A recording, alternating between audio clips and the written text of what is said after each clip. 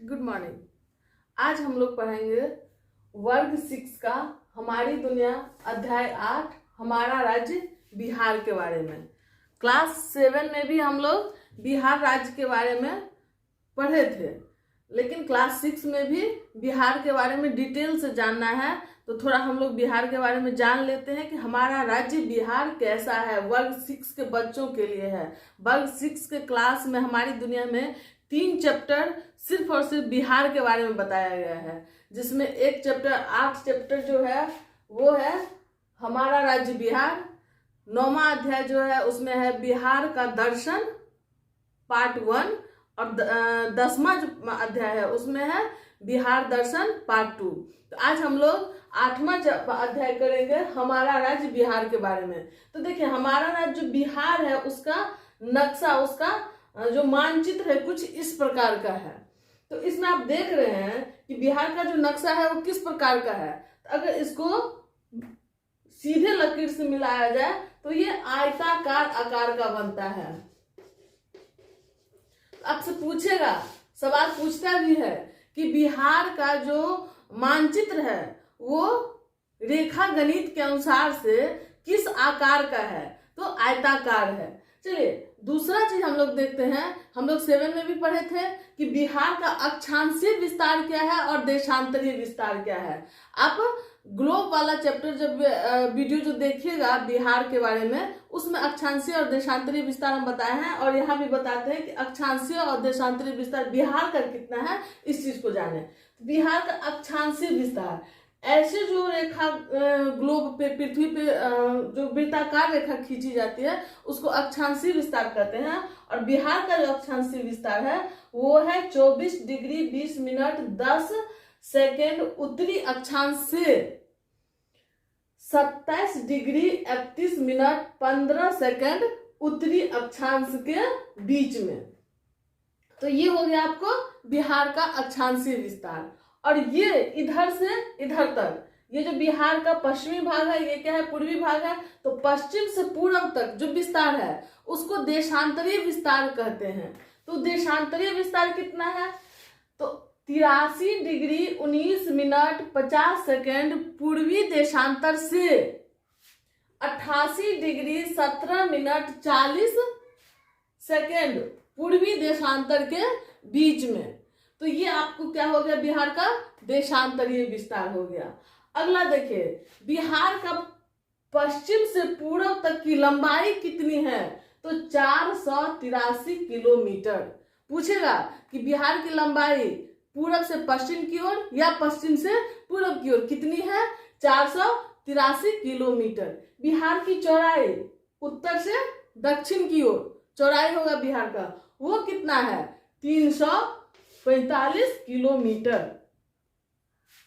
इतना चीज हम लोग जान गए कि बिहार की लंबाई कितनी है, बिहार की चौड़ाई कितनी है, बिहार का जो मानचित्र है वो किस आकार का है, बिहार का अक्षांशीय विस्तार कितना है, बिहार का देशांतरीय विस्तार क्या है। अगला पॉइंट जानिए, बिहार। अब देखिए यह नक्शा देखिए, यह आपको भारत का नक्शा दिख रहा है। इस भारत में बिहार कहाँ पे है, देखिए यहाँ पे बिहार है, इधर क्या है, नेपाल है। बिहार के नीचे मतलब इस साइड क्या है, तो झारखंड है। बिहार के पूर्व में क्या है, पश्चिम बंगाल है।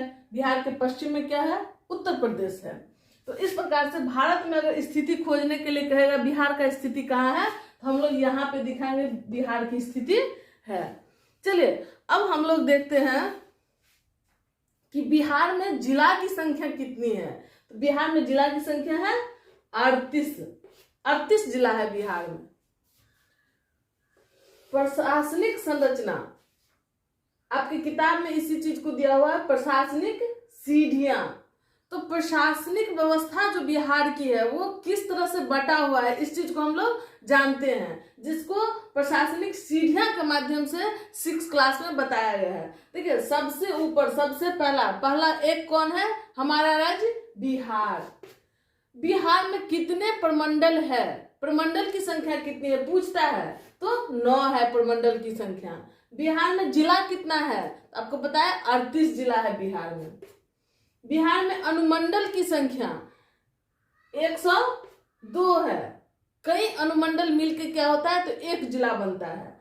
प्रखंड, प्रखंड पूरे बिहार में कितना है, 534। सवाल में पूछता है कभी कभी कि कुल प्रखंड की संख्या बिहार में कितनी है, 534। जानकारी के लिए जान लीजिए कि पंचायत कितनी है, 8053। बिहार में पंचायतों की संख्या 8053। इस प्रकार से ऊपर से नीचे तक हम लोग प्रशासनिक सीढ़ियां देखे। सबसे ऊपर कौन है, राज्य है, सबसे नीचे पंचायत है। और पंचायत में क्या होता है, तो कई गांवों को मिलाकर के, या बड़ा गांव है तो कोई एक बहुत बड़ा गांव है तो एक ही गांव में 2 पंचायत भी हो जाता है। इस प्रकार से जनसंख्या के आधार पर पंचायत बनता है। तो देखिए बिहार की जलवायु कैसी है, तो बिहार की जलवायु है उपोष्ण कटिबंधीय जलवायु। और उपोष्ण कटिबंधीय जलवायु कैसे है, इसको हम जलवायु अध्याय जब बताएंगे उसमें डिटेल से इसको बताएंगे कि उपोष्ण कटिबंधीय जलवायु क्या होता है और किस तरह के क्षेत्र को उपोष्ण कटिबंधीय जलवायु कहते हैं। अभी बस इतना जान लीजिए कि बिहार का जलवायु औसत रूप से पूरी जलवायु कैसी है, तो उपोष्ण कटिबंधीय जलवायु है। अब हम लोग देखेंगे बिहार में ऋतुएं। बिहार में ऋतु जो होता है वो कितना ऋतु है, तो बिहार में 3 प्रकार की ऋतु होती है।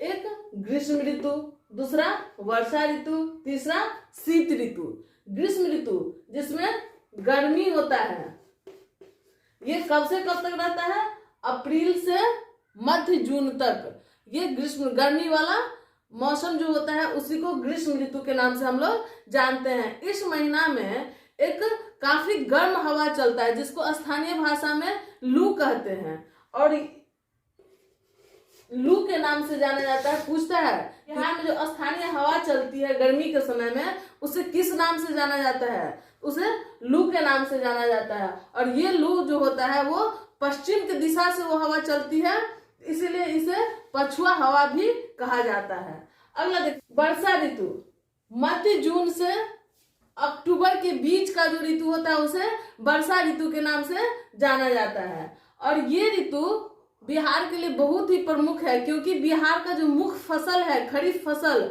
धान की खेती वो वर्षा ऋतु में ही किया जाता है। अगला देखिए शीत ऋतु, नवंबर से मार्च के बीच जो ठंडा का मौसम होता है उसको शीत ऋतु के नाम से जाना जाता है।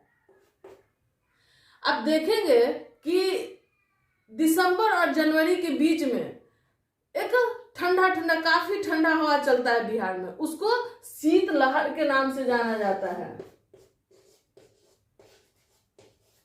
इसमें जो न्यूनतम तापमान है वो बिहार में 5 डिग्री के आसपास आ जाता है, 5 से 10 डिग्री के बीच में बना रहता है। तो ये शीतलहर आपको मुख्य रूप से नवंबर से मार्च के बीच होता है, जिसमें सबसे कड़ाके की ठंडी दिसंबर और जनवरी में पड़ती है। जैसे अभी वर्तमान में जनवरी शुरू हो गया है और देख रहे हैं बिहार में कितना कड़ाके की ठंडी पड़ रही है। चलिए आज का क्लास यही खत्म होता है, अगला टॉपिक हम लोग अगले वीडियो में डिस्कस करेंगे। धन्यवाद।